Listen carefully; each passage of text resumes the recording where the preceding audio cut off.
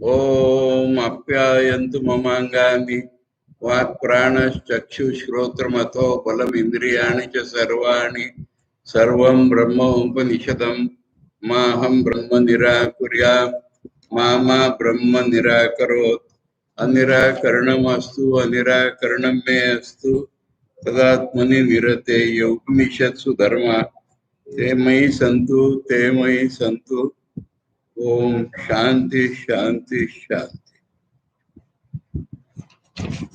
छांदोग्योपनिषद के पहले अध्याय के दूसरे खंड में हम लोगों ने 7 मंत्र पढ़े थे। उसमें विषय था मुख्य प्राण का महत्व और देवता और असुर संग्राम बताया है। बाहर भी चलता रहता है, असुर आक्रामक होते हैं, देवताओं को लड़ना ही पड़ता है। और हमारे भीतर जो शास्त्र शुद्ध प्रवृत्तियां हैं, इंद्रिय वृत्तियां, वो भी देवताएं हैं। और जो शास्त्र विरुद्ध है वह असुर प्रवृत्तियां हैं। इनका संघर्ष चलता रहता है। और अपने को बचाने के लिए बाहर तो हम दुनिया में देखते हैं कि जब भगवान सहायता करते हैं तब देवता लोग जीत जाते हैं।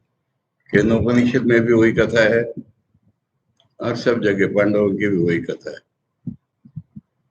तो ये जो है, ये इन लोगों ने सोचा, देवताओं ने, कि हम अगर उद्गीत का ध्यान करेंगे, ओंकार का ध्यान करेंगे, तो फिर हम सबल हो जाएंगे, फिर असुरों को हरा पाएंगे।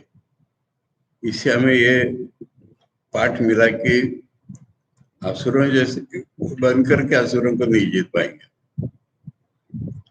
अब ये ओंकार का जो ध्यान करना है, कहाँ करना है?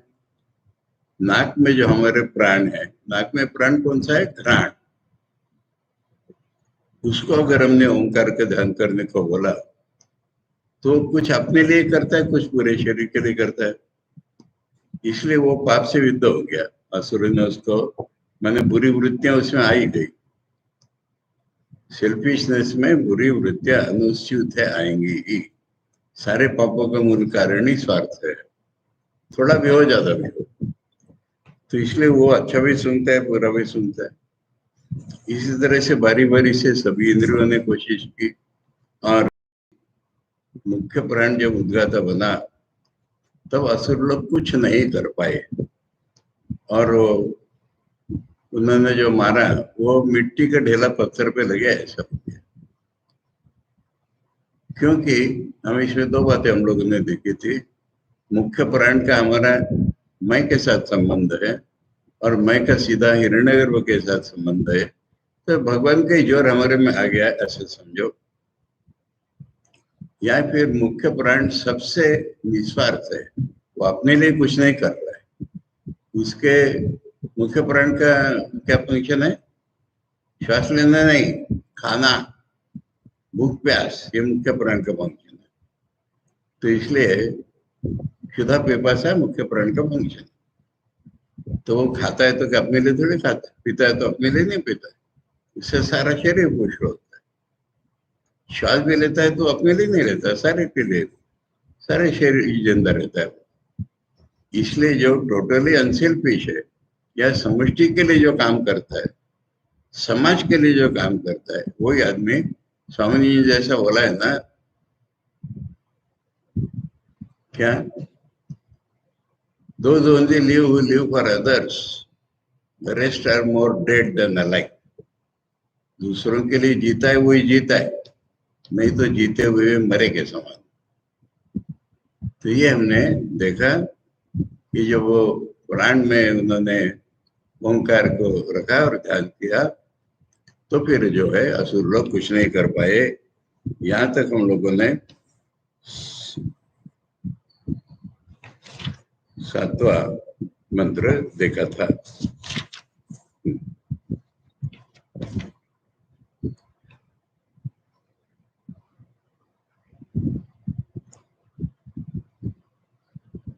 तो इसको जनरलाइज करके जो हम लोगों ने अभी बोला ना, सेल्फिश अनसेल्फिश, ये उपनिषद बोल रहे हैं। एवं यथा आश्मानम आखणम ऋत्वा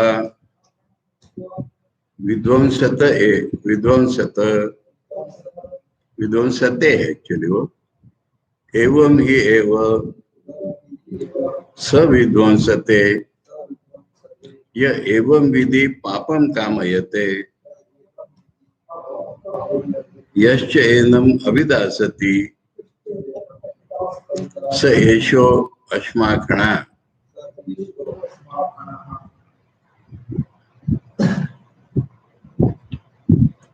तो ये जैसे ढेला पत्थर पर लगने पर वो टूट जाता है।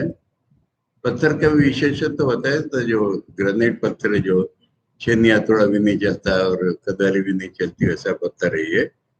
तो उस पर मिट्टी का ढेला लगने से जैसा टूट जाता है, इसी तरह से जो ये प्राण विज्ञान जानता है, अब इसका हम तो अर्थ ले लो, जो अनसेल्फिश है या जो हिरण्यगर्भ के साथ आइडेंटिफाइड ओंकार की उपासना के द्वारा, अब उसको दूसरे लोग सताएंगे, दूसरे लोग इसका बुरा करने की कोशिश करेंगे, दूसरा लोग इसको उसके प्रति पाप करने की कोशिश करेंगे, उसको गालियां देंगे या उसको मारेंगे, परंतु वही लोग मर जाएंगे, उसको कुछ नहीं होता। इसमें वही लोग का नहीं दिया है, सही यशो आत्मा आंकड़ा, वैसे मिट्टी का ढेला जैसे पत्थर पर ऐसे हालत हो जाएगी उनकी। इतिहास साक्षी है इसको, पर ये समझ में नहीं आता है दुष्टों को। कोशिश करते थे। पांडवों की कथा ले, आप लोगों को मालूम होगा, इतिहास मैंने कभी बताया भी है यहाँ पर। यानी अर्जुन की गीता पढ़ना हो गया, अर्जुन युद्ध को तैयार हो गया, भीष्माचार्य ने शंख वगैरह भी फूंक दिया है, युधिष्ठिर अपना जो कवच वगैरह सब, आयुध कवच सब निकाल करके रथ में रख दिए और शत्रु की तरफ जा रहा है। लोग समझे कि इसमें धार्मिक वृत्ति जग गई है, क्या सरेंडर करने जा रहे हैं क्या। वो गया सीधा भीष्माचार्य के पास कि दादाजी, हम लोग कुछ भी अच्छा काम करते हैं धार्मिक, आपकी अनुमति लेकर के, आपका आशीर्वाद लेकर के। अब ये धर्म युद्ध है हमारा, आपकी अनुमति ले आए हूं, आपका आशीर्वाद लेने आया हूं। तो भीष्माचार्य कहते कि मैं जानता था तू आएगा मेरे पास, नहीं आता तो तेरी गलती होगी, और तू कोई गलती नहीं करता इसलिए तू जीतेगा। भीष्माचार्य ने कहा, तू कोई गलती नहीं करता इसलिए तू जीतेगा, परंतु मैं हूं तब तक मुश्किल है। तो फिर पूछता, फिर दादाजी आपसे कैसे निपटे, आप ही बता दीजिए। फिर वो कहते, मैं स्त्री से नहीं लड़ सकता, मालूम है तुझे, कर ले जो करना। फिर वो शिखंडी को सामने रख के मारा गया।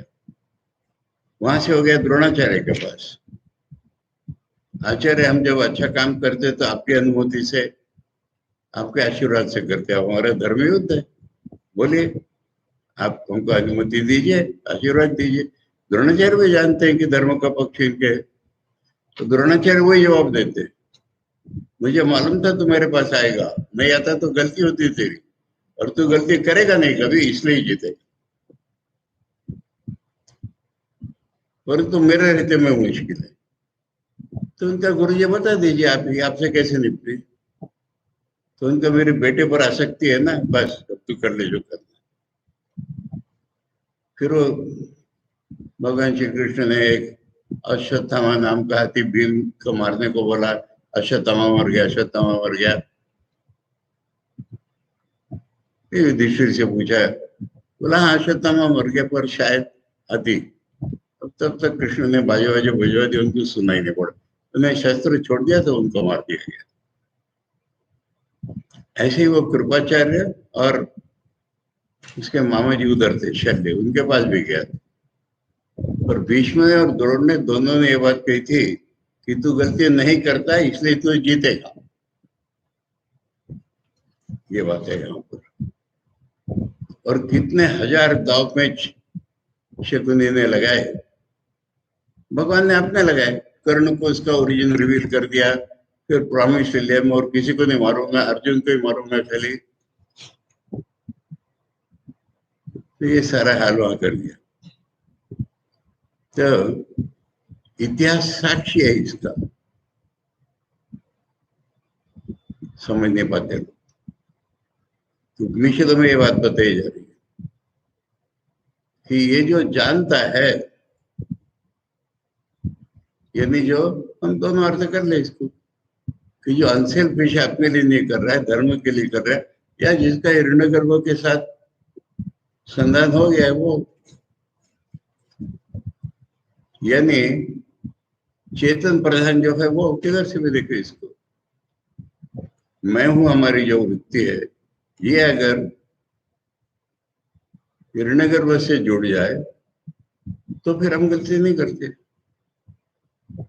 तो यहाँ पर बोला है कि उसके प्रति लोग द्वेष करें, पापाचरण करने की कोशिश करें, उसको गालियां दे या कोसे शाप दे या मारे, वो मिट्टी के ढेले के समान टूट के गिर जाएंगे। ऐसे जनरल स्टेटमेंट कर दिया।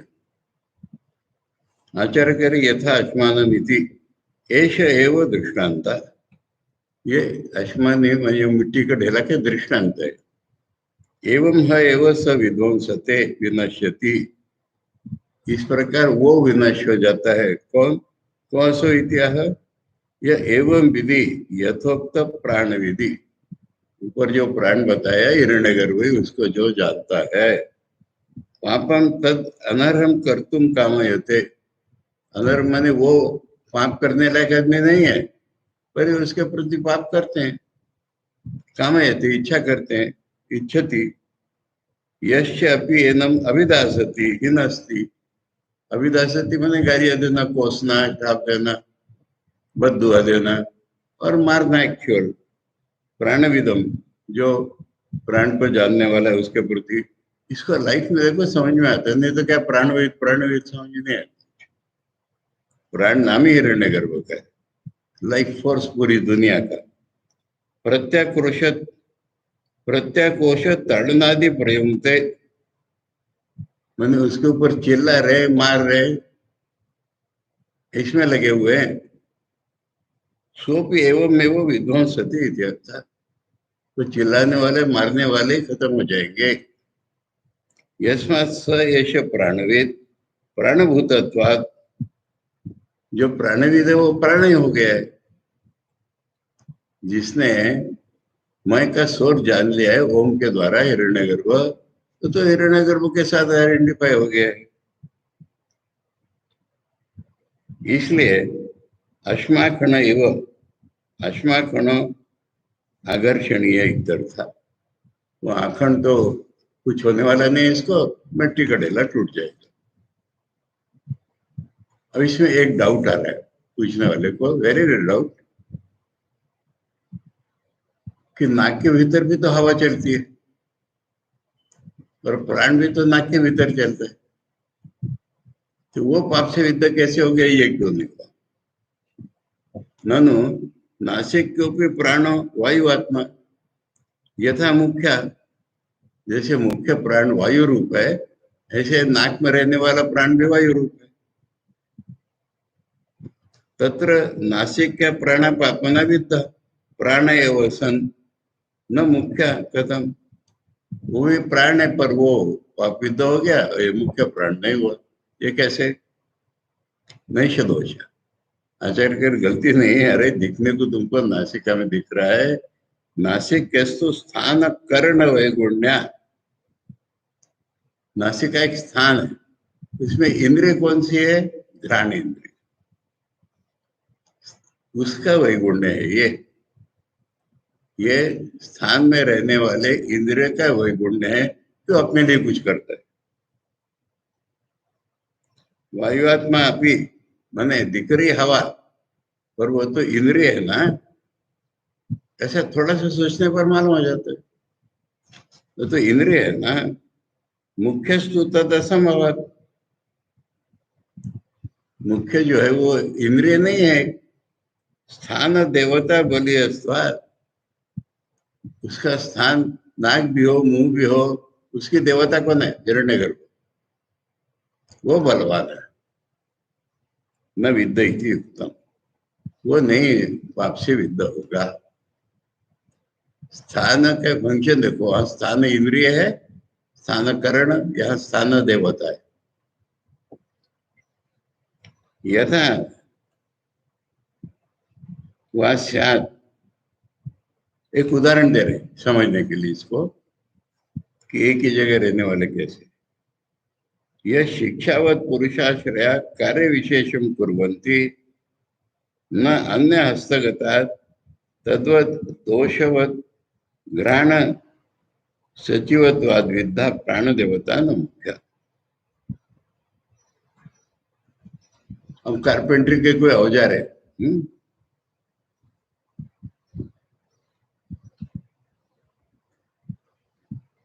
क्या है ये? आस्यात, यहाँ मैंने कारपेंट्री के होते हैं ना, सॉ, कटर, छुरी। आपको एक्सपर्ट आदमी हो तो उसे काम बनाएगा अच्छा, अनाड़ी आदमी हो तो बिगाड़ दे। इसलिए जो जानने वाला है वो यशस्वी होता है, जो नहीं जानने वाला है नाक वो भी यूज कर रहा है, नाक ये भी यूज कर रहा है।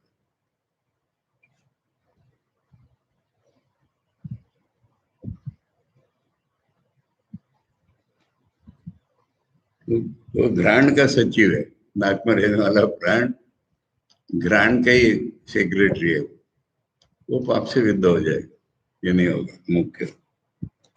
ये 8वां मंत्र हो गया। अब 9वां,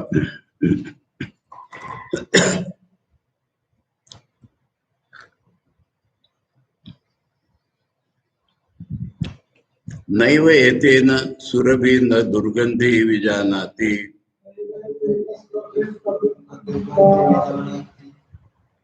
अपहत पाप्मा हि एष तेन यद अश्नाति यद पिबति तेन इतरान प्राणान अवति एतमु एवान ततो विद्वात् ततो ततो विद क्या है? ततो विद्व उत्क्रामति व्याददाति एव अंतत इति। और एक प्रिंसिपल विषय बताया जा रहा है। नाक क्या करती है? अच्छा सूंघती है, अच्छे के साथ बुरा भी सूंघती है। और ये मुख्य प्राण ना अच्छा सूंघती है ना बुरा सूंघती है, ट्रांसेंडेंट है। जो अच्छा सोचता है ना वो बुरा भी सोचता है, और जो भगवान को सोचता है वो अच्छे बुरे से ऊपर चला जाता है। इसलिए ये जो है मुख्य प्राण, ये दुर्गंधी सुगंधी कुछ नहीं सोचती, जानती ही नहीं है। ये तो पाप से दूर है, अपहत पापमा, ये तो पाप से दूर है। ये क्या करती है? खाती और पीती है। मुख्य प्राण खाता है और पीता है। अब जो खाता है जो पीता है उससे बाकी प्राणों को रक्षण करता है। जो खाता है पीता है उससे सारी इंद्रियों का रक्षण हो रहा है। अपने लिए क्या कर रहा है वो? अब ये जानने वाला जब मरता है, ये जानने वाला जब शरीर छोड़ता है, मुख्य प्राण जब शरीर छोड़ता है तो सारी इंद्रिय खत्म ना।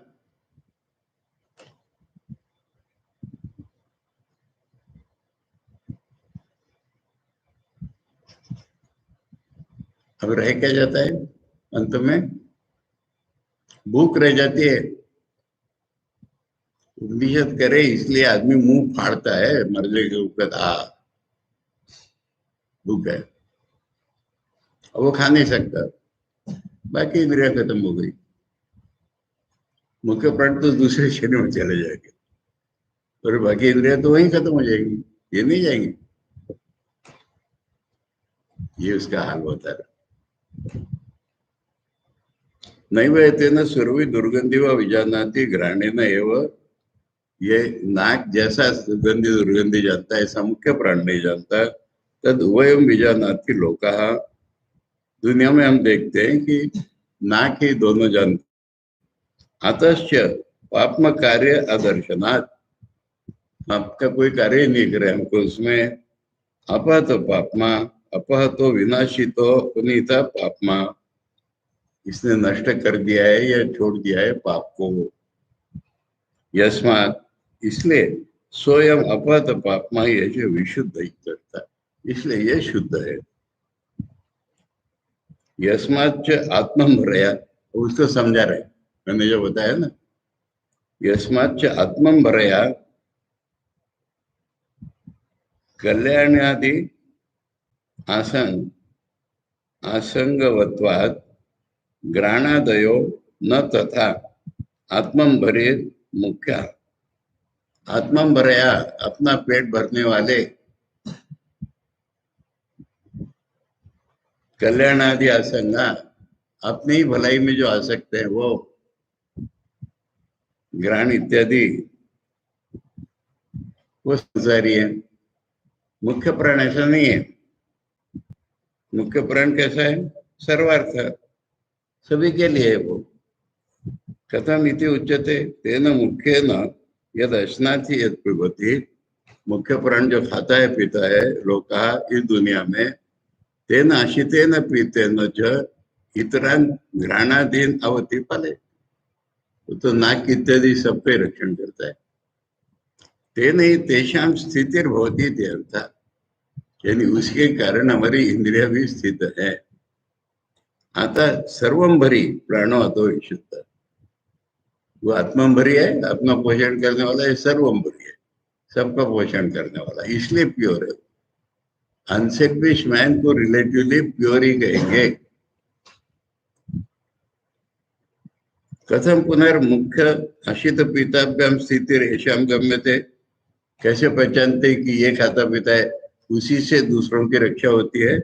इति उच्यते, एतम मुख्यम प्राणम, मुख्य प्राण से वृत्तिम अन्न पाने इत्यर्थ। मुख्य प्राण माने खाने वाला, पीने वाला। अंत तो अंत मरण काले, जब मरण काल आ जाता है, अवित्व अलब्ध्वा उत्क्रामति, अभी तो मैंने इंद्रिया उसको नहीं जानती, नहीं पाती उसको, तो जब उत्क्रमण कर जाती है, प्राणादि घ्राणादि प्राण समुदाय करता, इंद्रिय घ्राण इंद्रिय वगैरह सारे खत्म हो जाती है। अप्राणो ही न शक्नोती अशितम पातुम, जब प्राण नहीं रहता तो खाना पीना इनको भी नहीं मिलता, इंद्रियों को। तेना तदा उत्क्रांति प्रसिद्ध प्राणादि कलापस, इसलिए प्राणादि घ्राणादि कलाप जो है ना, इंद्रिय इत्यादि, ये मर जाता है। तब दृश्यते ही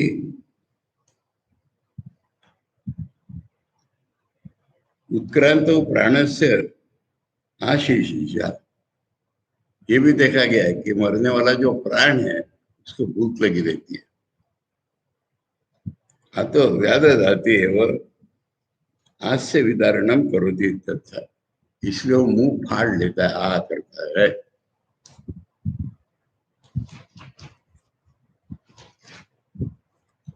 तभी अन्न अन्न अलाभ उत्क्रांत से लिखता, खाना नहीं मिल रहा है, भूख है, यही मरने का लक्षण होता है।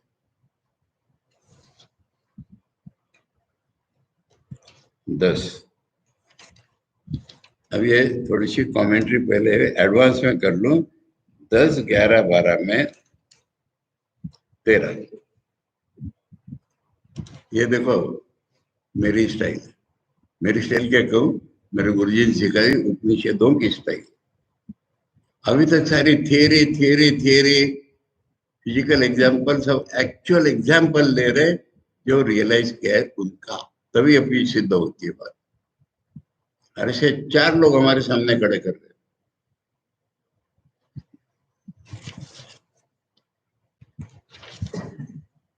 तम अंगिरा उद्गीतम उपासन चक्रे, एतमु एव अंगिरसम मन्यन्ते अंगा नाम यद रसा। तो थोड़ा मजेदार है, पर समझ लेना इसको। अंगिरा ऋषि ने ये जान लिया था उसने ऐसी उपासना की थी। अब कहते वही तो सारे अंगों का रस है ना, क्या? ओम। इसलिए ओम का ही एक नाम अंगिरस है। अंगिरस प्रत्यक्षता ऋषि बोल दिया, परंतु उसका ओम के साथ आइडेंटिफाई बताने के लिए कह रहे हैं कि वो तो सारे अंगों का रस है ना, इसलिए अंगिरस है ओम। ऐसा कोडेड वर्ड्स में, कोडेड माने मजा थोड़ी सी, मजा नहीं, actual thing put in this form कि ओम ही सारे अंगों का रस है, तो वही तो अंगिरस है ना। तो अंगिरस ने ओम की उपासना की थी।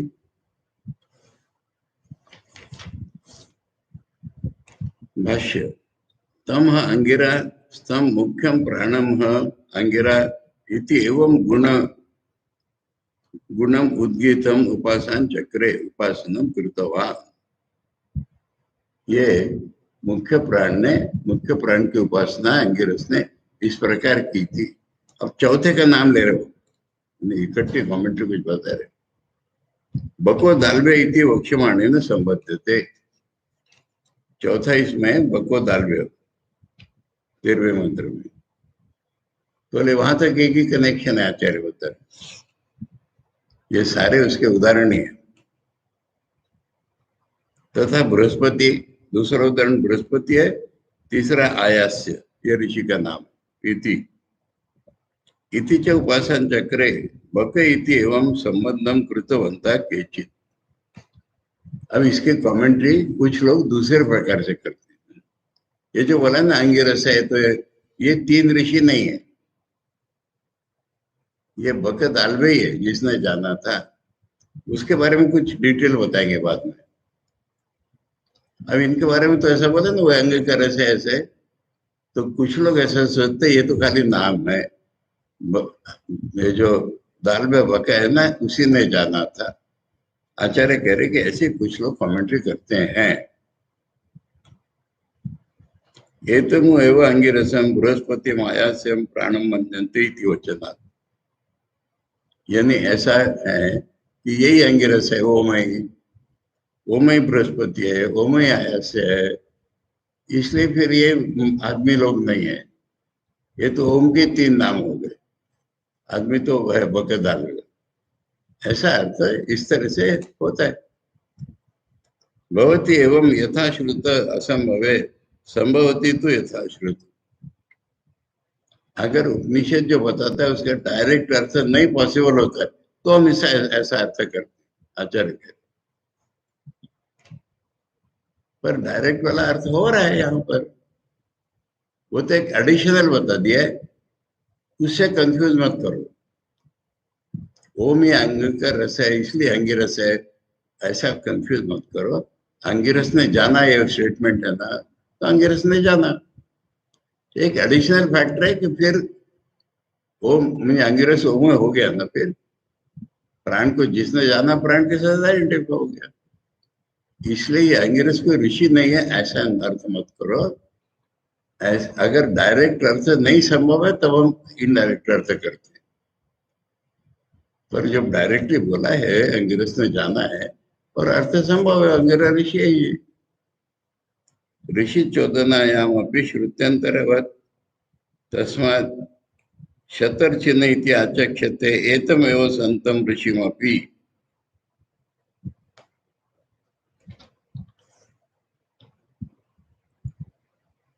पुराण जो है ना,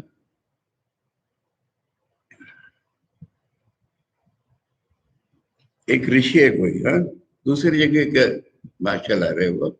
एक ऋषि है, और वो तो ऋषि है और उसको शतर्चित भी कहते हैं। शतर्चित प्राण को कहते हैं, इसलिए वहां स्पष्ट बोल दिया है कि ऋषि है और उसी को प्राण भी कहते हैं। तो इसलिए यहाँ पर अंगिरा ऋषि है और उसी को प्राण भी बोला है, ऐसा अर्थ करो। भाष्य आचार्य कैसे कैसे क्राइटेरिया लगाते उसको देखने, इंटरेस्टिंग बात। तथा माध्यमो कृत समदो विश्वामित्रो वामदेवो अत्रि इत्यादीन ऋषिरेव प्राणम आपादयति श्रुति।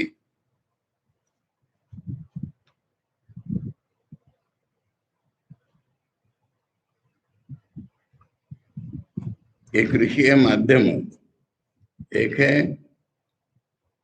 गृत्समत, एक है विश्वामित्र, एक है वामदेव और अत्रि आदि ऋषियों को ही प्राणायाम की प्राप्ति कराती है। मैंने ये लोग भी ऋषि हैं, पर इनको भी प्राण की प्राप्ति है, ये भी सब प्राणात्मक हो गए हैं।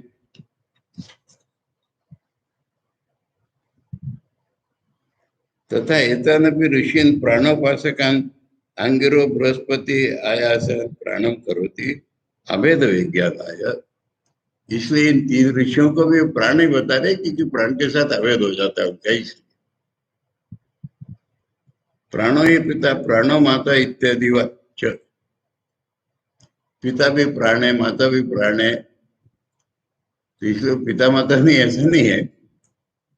इसी तरह से ये ऋषि भी है और प्राण के साथ आइडेंटिफाइड है। तस्मात् ऋषिरांगिरा नाम प्राण एव सन आत्मानम अंगिरसम प्राणम उद्गीतम उपासन चक्रे इति। इसलिए अंगिरा नाम ऋषि ने प्राण प्राण स्वरूप होकर के ही प्राण को जाना था, या प्राण को जानकर के वो प्राण स्वरूप ही हो गया था। यदि अस्मात् स्व अंगा नाम प्राणासन रसान तेन असो अंगिरस। इसलिए ओंकारी अंग का रस है, इसलिए उसका नाम अंगिरस है। ये भी ठीक है, अंगिरस ऋषि भी। तेन तम बृहस्पति उद्गीतम उपासन चक्रे एतम एव बृहस्पति मन्यन्ते वाग ही बृहति तस्या एष पति।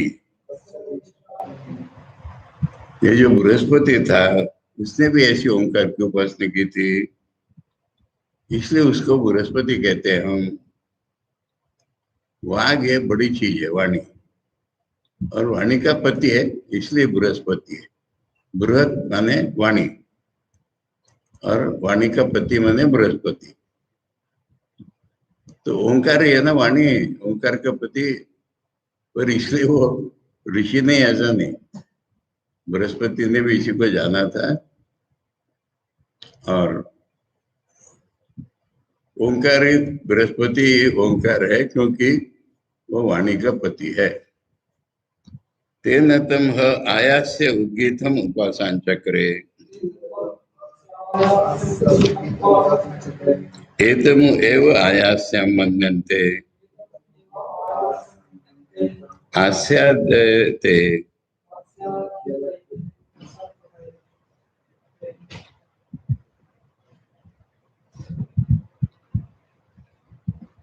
हास्य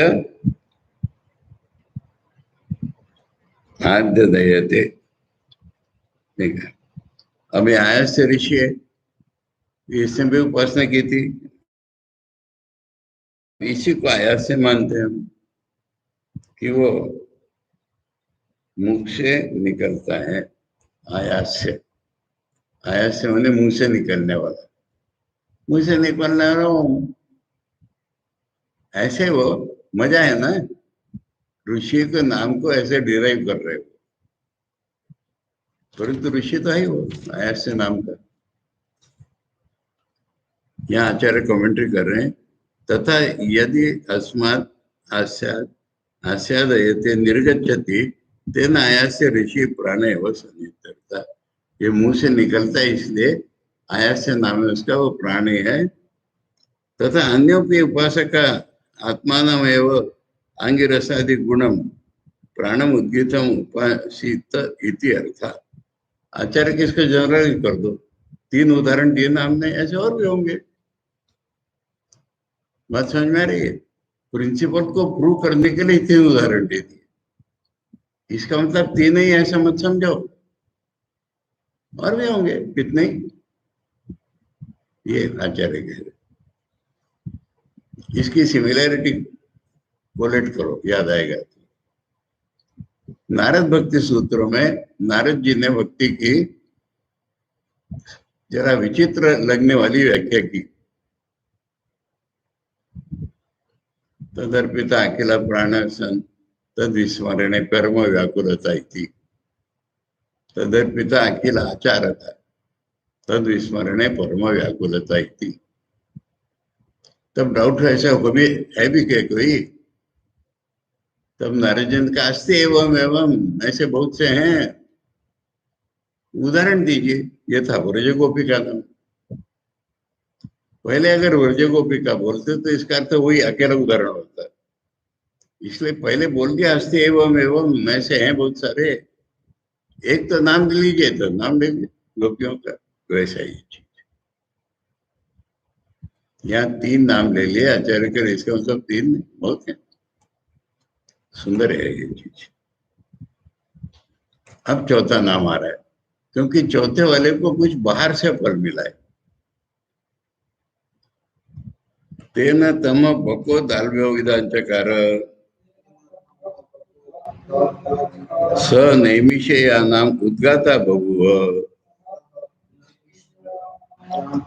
स स्म एभ्यः कामान् आगायति।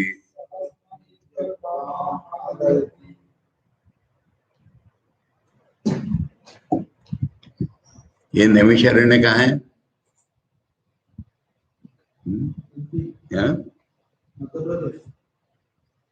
हाँ, मध्य प्रदेश में, यूपी से लगा ही होगा।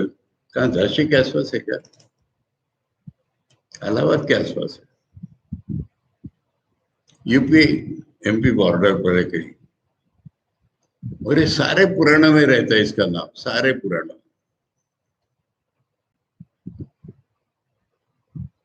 भागवत में भी हमने पढ़ा शुरू में। ये कोई ब्रह्मा के नैमिषिकी से उत्पन्न हो जो भी हुआ होगा।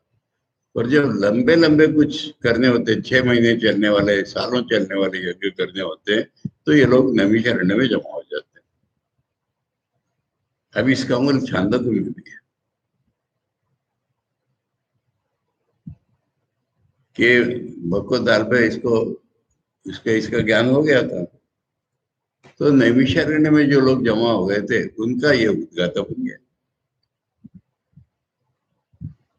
और उनके लिए उसने उनकी इच्छा पूरी करने के लिए उद्गान किया। तो एक बाहर की घटना बता दी ना, इन तीनों में नहीं बताई थी। तीनों का आचार्य चंद्रराज भी कर दिया था। पर एक प्रत्यक्ष फल किसी को तब समझ में आता है ना, जो उसका प्रत्यक्ष फल बताओ। तो प्रत्यक्ष फल ये न केवलम अंगिरा प्रवृत्ति उषा चक्रे तम बको नाम दल्व से अपत्यम दाल्व्यो विधानचकार। दल्व का पुत्र है ये, बक नाम है उसका। उसको भी ज्ञान हो गया था। यथा दर्शितम प्राणम विज्ञातवान, जैसे अभी तक प्राण बताया, सारा हिरण्यगर्भ का ही वर्णन है वैसा। विदित्वा च सह नैमिषीयानाम सत्रिणाम उद्गाता बहु। इसको सत्र बोलते हैं। लंबे लंबे चलने वाले क्रियाकांड को सत्र बोलते हैं। सत्रिणाम माने सत्र के लिए जो जमा हो गए थे वो, उनका ये उद्गाता बन गया। सच प्राण विज्ञान सामर्थ्यात् एभ्यो नैमिषी एभ्यः कामानाम आगायति स्म आगितवान किल इत्यर्थ। उसको प्राण का विज्ञान था, इसलिए वो इनका उद्गाता बन गया, उनकी इच्छाएं भी पूरी हो।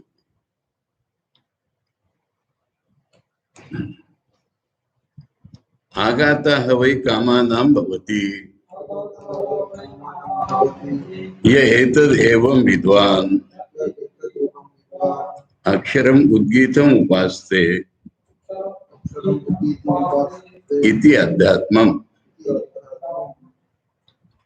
जनरलाइज कर रहे हैं उसको बक दाल्वे से कि ऐसा आदमी अगर उद्गान करे तो जिसके लिए करता है उसकी इच्छा पूरी हो जाएंगी। जो इस तरह का विद्वान उद्गीत अगर उपासना करे तो वो जिसके लिए करेगा उसकी भी इच्छा पूरी हो जाएगी। इति अध्यात्मम। अध्यात्म माने ये मनुष्यों का वर्णन हुआ है, कोई नेचर वगैरह का नहीं हुआ।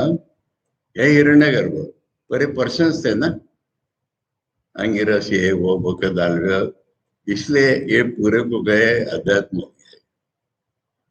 अगले सेक्शन को कहेंगे अतः अधिदैवतम बताएंगे तुमको।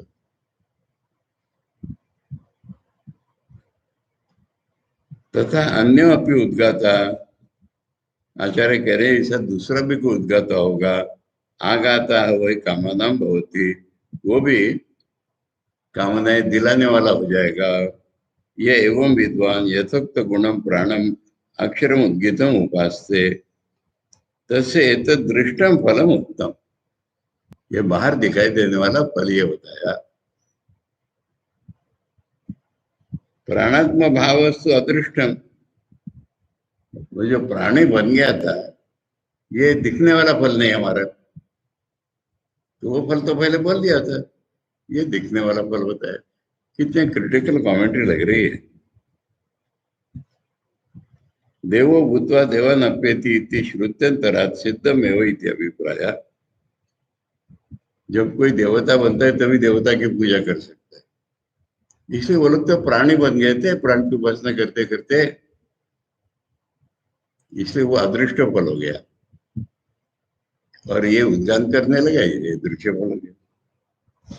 इति अध्यात्मम एतद् आत्म विषयम उद्गीत उपासना इत्युक्त उपसंहारो अधिदैवत उद्गीत उपासने वक्ष्यमाणे बुद्धि समाधानार्थ। यहाँ पर ये अध्यात्म क्यों बोला? बाद में होने वाला दूसरा भी कुछ है बताने के लिए, इसलिए कंक्लूड वाले तो अध्यात्म हो गया, तो फिर पूछा और क्या है? और अधिदैवत है, इसलिए अधिदैवत की और हमारा ख्याल दिलाने के लिए ये अध्यात्म है। हो गया खंड दूसरा खत्म।